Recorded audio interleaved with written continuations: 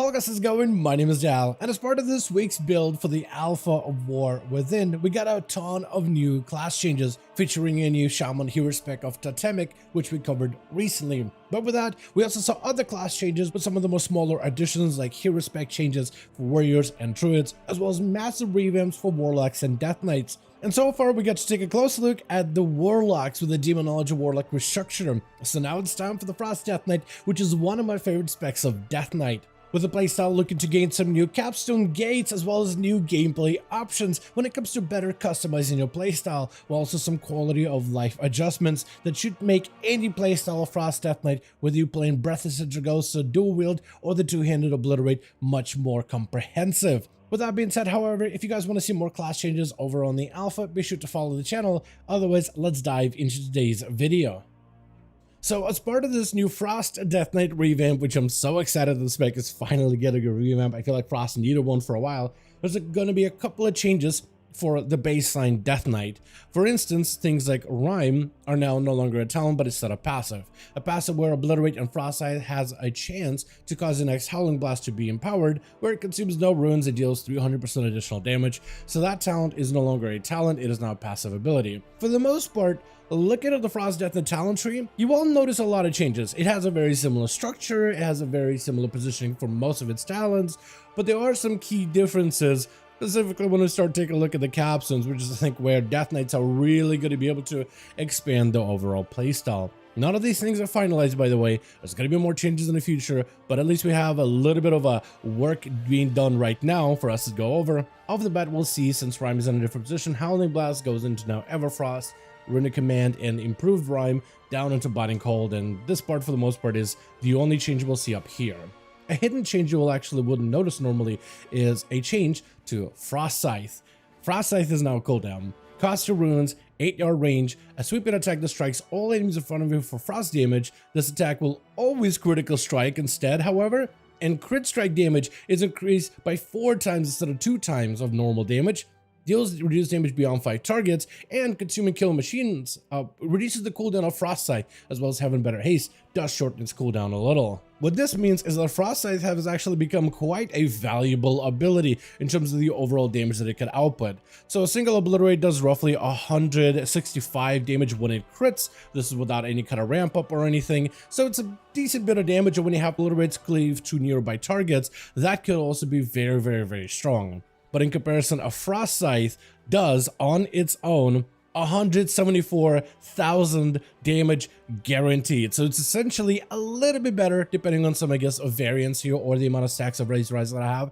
It does have a little bit more punchiness that's immediately available. Whereas for Obliterates, you really need a killing machine proc for it to do a ton of damage, where a normal Obliterate would hit for like 35k, while a Frost Scythe is a guaranteed crit that does quite a number. And it's frost damage too, so it will scale directly with things like Mastery. So there's a lot of cool synergy now to be had with Frost Scythe. Overall, it ends up being an ability you want to use regularly and want to use it early just to put it on cooldown so you can start recovering back a little bit quicker. From there on, we see a couple other smaller additions, such as Horn of Winter is now in a slightly different position. Maybe this will give it some more room to be playable in the future, but all it does is simply moves from right hand side to left hand side.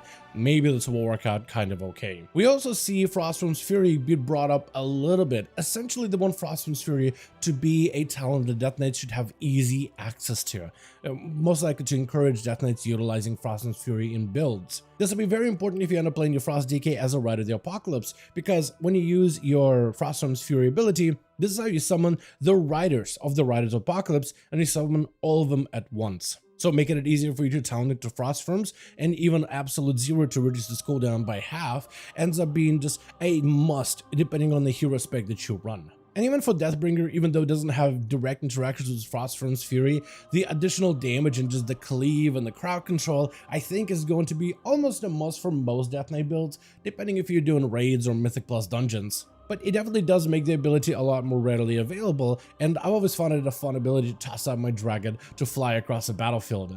On the right hand side, we also have another new talent of Cryogenic Chamber. Each time Frost Fever deals damage, 15% of that damage dealt is gathered into your next Remorseless Winter up to 20 times, which is an interesting way to incorporate the diseases of a Frost Death Knight, which normally don't have as much of permeance as, let's say, the Unholy Death Knight's diseases. When you do cast a Frost Fever on everybody, you start to accumulate its damage little by little, so your next Remorseless Winter accumulates that damage and then releases it, with Cryogenic Chamber doing roughly 59,000 damage to every target nearby. And as it stands, it doesn't sound like this ability is going to have a target cap, so it means that Frost Death Knights can have a nice bit of burst in big AoE situations. But this also has a bit of synergy together with certain talents like in the Deathbringer tree, like Wither Away, where Frost Fever deals its damage in half the duration, and the second application of Scythe from Exterminate applies Frost Fever automatically. So there may be some synergy between playing Wither Away as a Deathbringer together with Cryogenic Chamber to make sure you're getting the most value out of every single one of Remorseless Winters, whether you're attacking a singular target or multiple targets at a time. And then from there, we got our capstones, and every single one of these 4 capstones now, unless you count episode 0 as a capstone, every one of them 4 major capstones of Frost Death Knights now is going to encompass a different part of gameplay. Though, this type of gameplay is going to be a bit more complementary, where normally you would have Frost Death Knights go left-hand side for a 2-hander build, or right-hand side to pick up Breath of Satyr for a dual-wheel build, and you can really mix and match them. All of these are a bit more mix and matchable as it stands. So you could have yourself quite a build depending on which capstones you end up investing into. And there's a lot of fun to be had here. The left-hand side is going to be, for the most part, Obliteration 2-handed focus, with things like Bone Grinder. Their consuming kill machines grant you stack and critical strike chance, and if 5 stacks, kill machine consumes the stacks and grants you increased frost damage, which goes into Obliteration, which is how the Obliteration build runs on.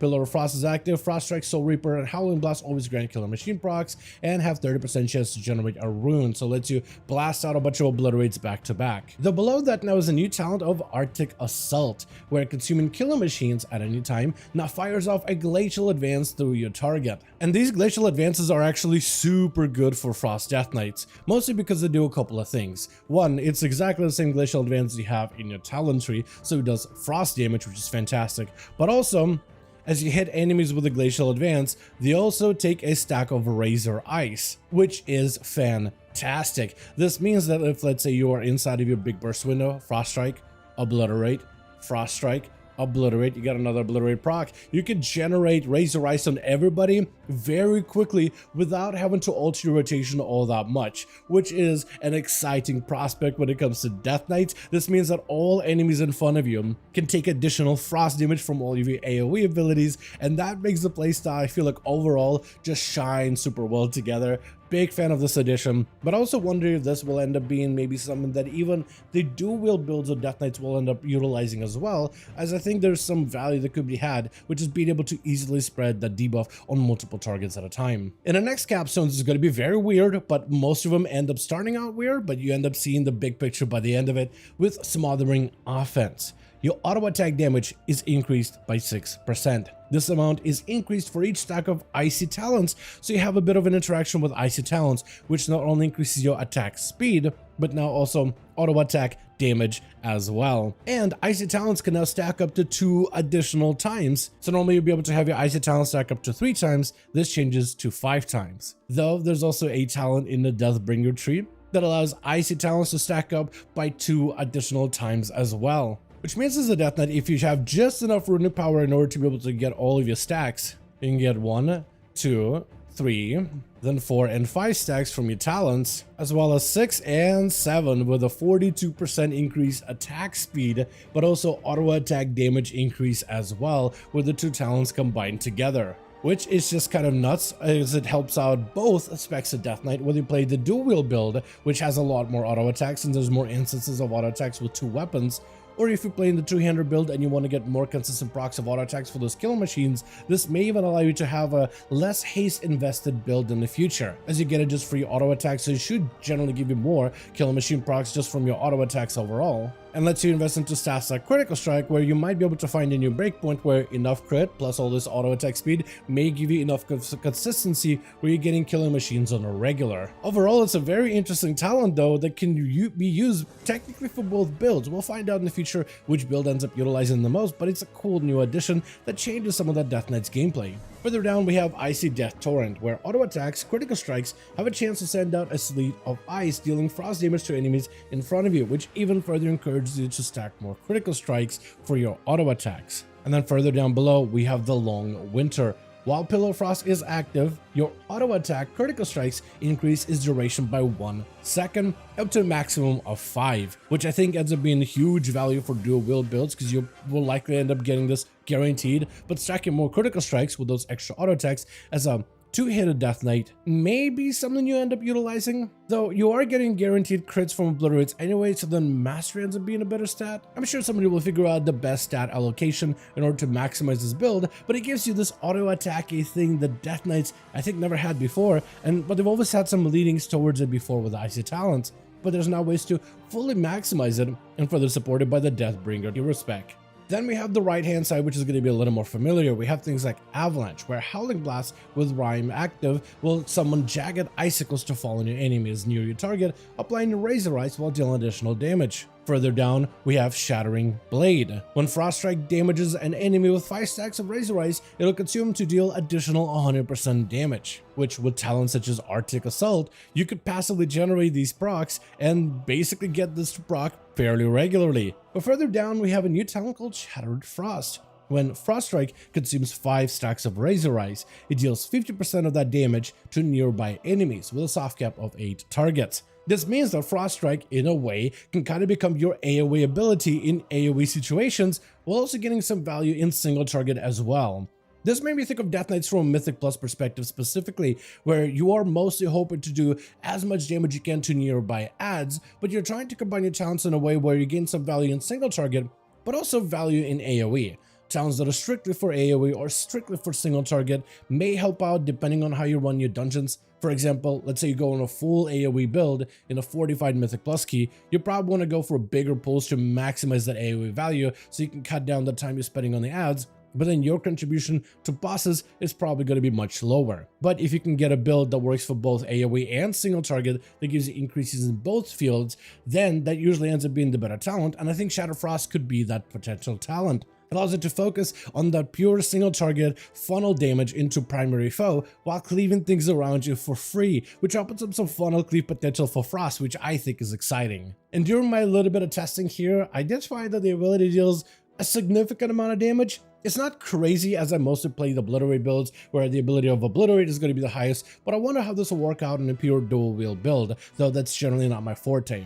Finally, we have the last capstone, which is not completely final, but it starts out with Icebreaker, gonna have mostly familiar talents here, where Howling Blast empowered by Ram deals additional damage to primary target, adding even more additional funnel value. Next, we have a secretive under construction talent that hasn't been implemented and went to be raised from the dead. I'm very interested to see what they're gonna do here, because this talent will lead into Breath of Sindragosa. They mentioned that they want to do some changes to Breath of Sindragosa. So far, all they've done on the alpha is buff this damage by 25% to try to make sure it doesn't fall behind the other build. But there's going to be some other talent that's going to link to it as well. So there's going to be a lot of potential of what they could do to make Breath of Sindragosa a fun playstyle. But besides the actual damage buff, for the most part, they're looking to make Breath of Sindragosa windows a little bit more limited. Like, let a lot of its bursts happen instantly instead of having almost a permanent breath uptime for Frost Death Knights, which has been a bit of a, it takes the ability in a different direction that the community has played with it. Part of the fun of the Breath of Sindragosa is you're trying to get the ability to last as long as humanly possible. And as a part of the fun of the entertainment of the ability is fighting against its runic power consumption to try to maintain it almost permanently. But they kind of want it to be more of a focused, bursty ability that lasts maybe between 30 to 40 seconds at most, and then it gasses out, but it should put up quite a number of damage every 2 minutes, while still offering Death Knights the ability to have a longer 45-second window rather than a 30-second window of duration, so there's a little bit of room for skill expression, but also limiting it at the same time. And it's going to be interesting to see what they'll do with it. Again, Breath of Sindragosa is definitely not my forte, not my favorite playstyle. I'm a big fan of just walking up to a mob and slamming my obliterates big time on it. Watching big crits is something that I always found satisfying from the Death Knight since I started playing it, I think, way back in the Cataclysm, or at least messing around with it, because when you first start playing... My very first experiences with Frost Death Knight have been mostly around big chunky obliterates and doing a ton of critical strike damage. And I tried Breath of Sindragosa but I've never really found a playstyle that I've personally enjoyed. So there have been moments where I played Frost Death Knights and moments where I didn't play it, depending on Breath of Dragosi is a popular build. But whenever the machine gun build for Obliterate came out, that's usually where I'm at in the woodworks and blasting out enemies with massive crits because I just enjoy that kind of gameplay. But I wonder what they could do for Breath of Dragosi to make maybe players like me want to give it a try, want to give it a go, want to even invest time into the build. And I wonder what this talent is going to end up being, though I imagine it will probably be something to support a dual-wielding playstyle or enhancing a dual-wielding playstyle specifically. But now you have these two talent trees over here for Capstones that you can customize to have 3 rows to work with. Unless they end up reshuffling the talent cost because this is alpha, none of this stuff is permanent. But it seems like you'll be able to have access to at least 3 gates and you can customize him however you want to. So I wonder if there could be some builds that will utilize Breath as well as Obliteration for the Arctic Assault and maybe go the auto attack route, or something that goes auto attack route, then into the Frost Strike route and then goes Breath, or maybe something that does things completely different with some of the upper talents over here completely to change up and spice up the gameplay. But it's exciting to see the Death Knights are looking to get a bit more build variety when it comes to how they output the frost damage. At the same time, not necessarily complicating the playstyle of Death Knight, even though it's one of the, I'd say, simple playstyle in terms of just the raw number of rotational abilities. But it's awesome to see how they're trying to expand it, while at the same time it's fairly the same Death Knight, fairly the same approachability, but now there's extra details, extra little intricacies in there that I personally enjoy seeing. And I think this update is a good step in the right direction. In general, Unholy and as well as the class changes have been fantastic to see, but it's awesome seeing Frost Death Knights as well as all the other specs of Death Knights getting some much needed changes. I've been excited to see everything I've seen so far, and I can't wait to see what future builds bring. But between that as well as some of the probably one of the most fun hero specs for Death Knights that I've ever played out of all the class hero specs, I've been absolutely enjoying playing my Death Knight on the alpha. I really do wish I had a little bit more haste because I feel like gear kind of limits my overall stat management, but otherwise it's been absolutely great feeling to play Frost as well as Unholy and some of the different builds that you can now craft with so much extra varieties offered by the talent trees.